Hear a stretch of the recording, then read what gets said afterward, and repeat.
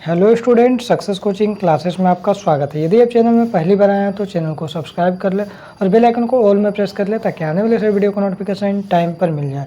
आज हम डिस्कस करने वाले हैं क्लास 10th का हिंदी का चैप्टर है नेताजी का चश्मा, जो आपका वीकली टेस्ट कल होने वाला है। हमारा वीकली टेस्ट 22 जून को होने वाला है। 22 जून को हमारा पहला जो वीकली टेस्ट होने वाला है उसका हमारा हिंदी का है। ये हमारा वीडियो का पार्ट 2 है। इसमें सेट 2 है, सेट 1 का वीडियो हम बना चुके हैं। ऑब्जेक्टिव क्वेश्चन है उसमें, यदि आप नहीं देखें तो ऑब्जेक्टिव क्वेश्चन का वीडियो देख लीजिए।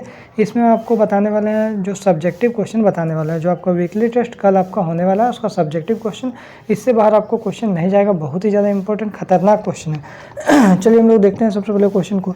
सेनानी ना होते हुए भी चश्मे वाले को लोग कैप्टन क्यों कहते थे? आखिर में क्या रीज़न है, किस लिए कहते थे भाई जो सेनानी ना होते हुए भी चश्मे वाले को लोग कैप्टन कहते थे? मान लीजिए चश्मे वाला लोग एक नॉर्मल आदमी ही है, लेकिन उसमें देश के प्रति बहुत भावना है, देश के प्रति बहुत लगाव है, इसलिए हम लोग क्या बोलते हैं, चश्मा वालों को लोग भी कैप्टन कहते थे। चलिए हम लोग देखिए 2011, 14, 16, 23 में क्वेश्चन पूछ चुका है, बहुत ही इंपॉर्टेंट क्वेश्चन है।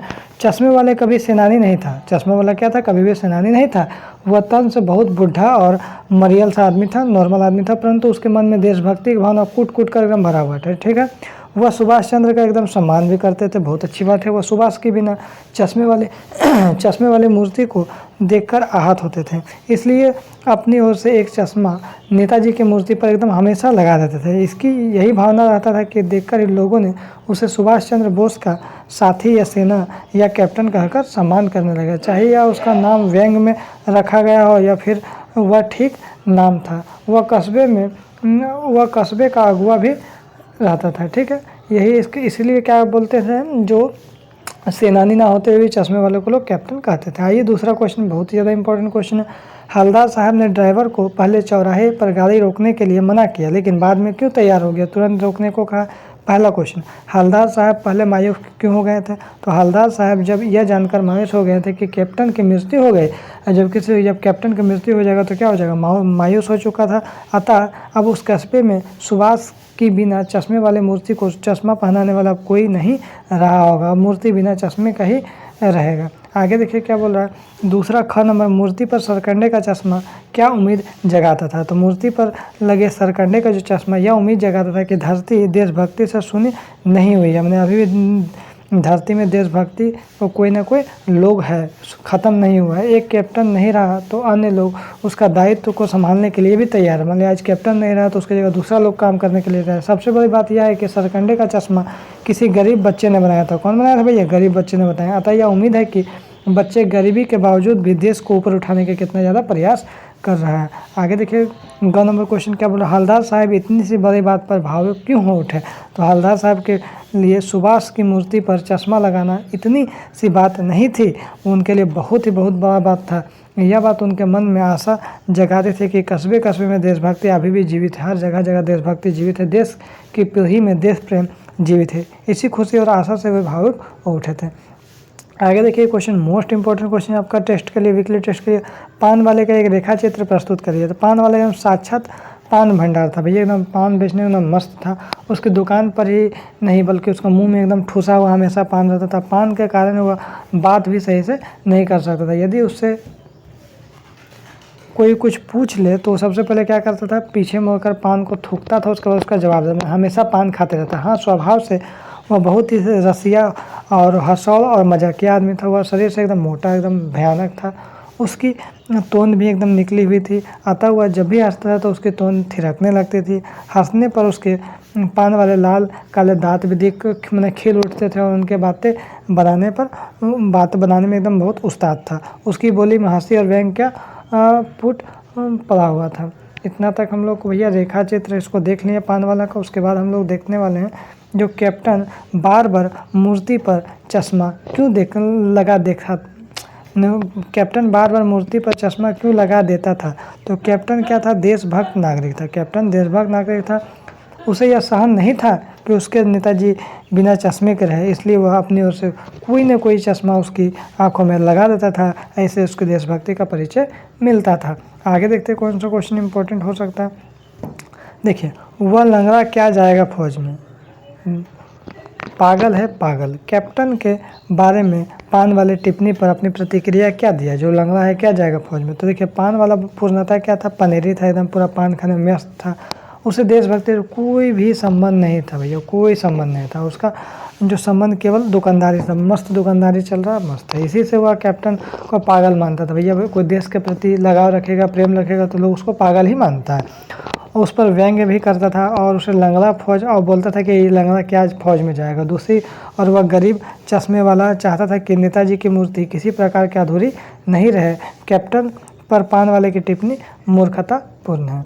आगे देखिए क्या बोल रहा है, नेताजी का चश्मा पाठ का क्या संदेश आखिर में देता है भाई? तो नेताजी के चश्मा का मुख्य संदेश यह है कि इस संसार में प्रायः लोग उसे पान दुकानदार जैसे है।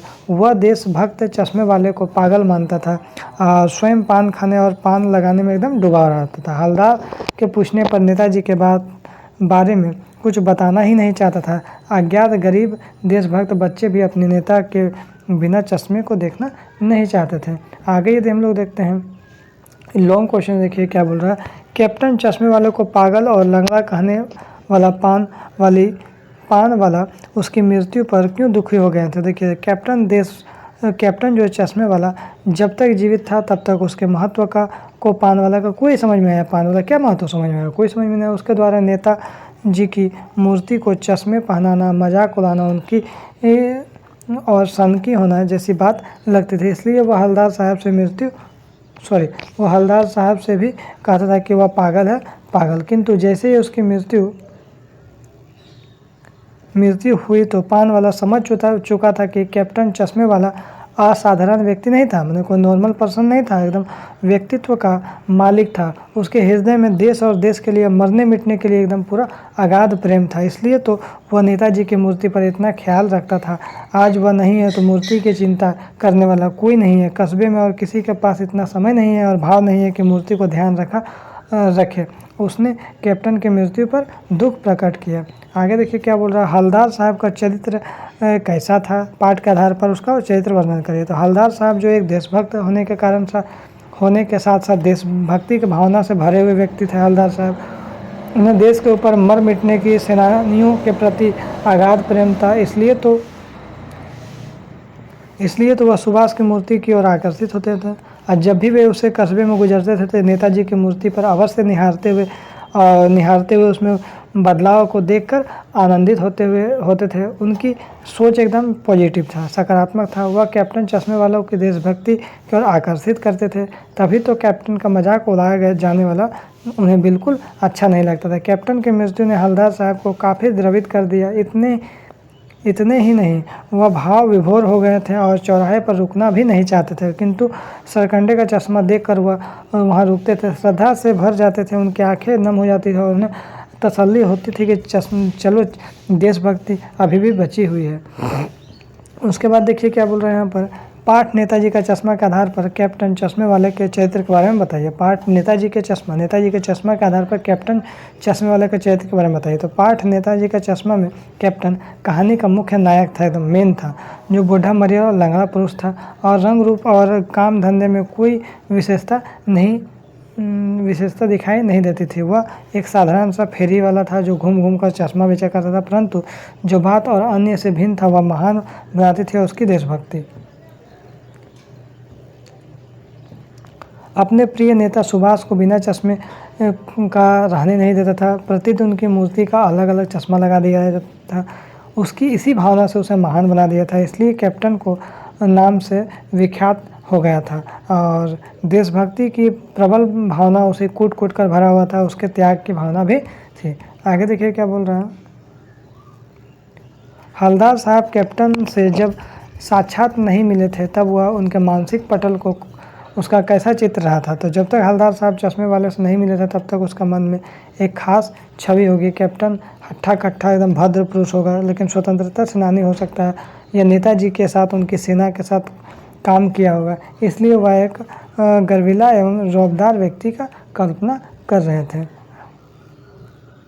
आगे यहाँ पर देखिए क्या बोल रहा, हवलदार साहब में कौन सी विचित्र और दुख भरी लगी थी। तो हवलदार साहब कस्बे में जब गुजरते थे तो नेताजी की मूर्ति देखा करते थे और उनके प्रतिदिन बदलता हुआ भिन्न भिन्न फ्रेम पर रियल चश्मा उनको तुक भरी लगती थी। मूर्ति के विषय में प्रतिदिन नई नई सूचनाएं इकट्ठा करता था। लोगों को बातें करना और आनंददायी लग रहा था। कैप्टन से मिलकर और देशभक्ति की सच्ची अनुभूति को अभिभूत हो गए थे। मूर्ति पर वास्तविक चश्मे के ना होने के वो दुखी हो गए थे। आगे यदि लास्ट क्वेश्चन हमारा है, जो पान वाले और हवलदार साहब की सोच में क्या अंतर था। तो पान वाले और हवलदार साहब की सोच में बहुत अंतर था। पान वाले की सोच छोटा था और दूसरों के का उपहास करने वाला व्यक्ति था, इसलिए वह चश्मे वाले को गरीब, फटेहाल, बुढ़ा और लंगड़े के रूप में देखता था, जबकि हवलदार साहब कैप्टन को महान और सच्चे देशभक्त के रूप में देखते थे, जो देश के लिए जान देने वालों के लिए सम्मान करते थे। पान वालों के लिए वह सनकी था, जबकि हवलदार साहब के लिए वह सच्चा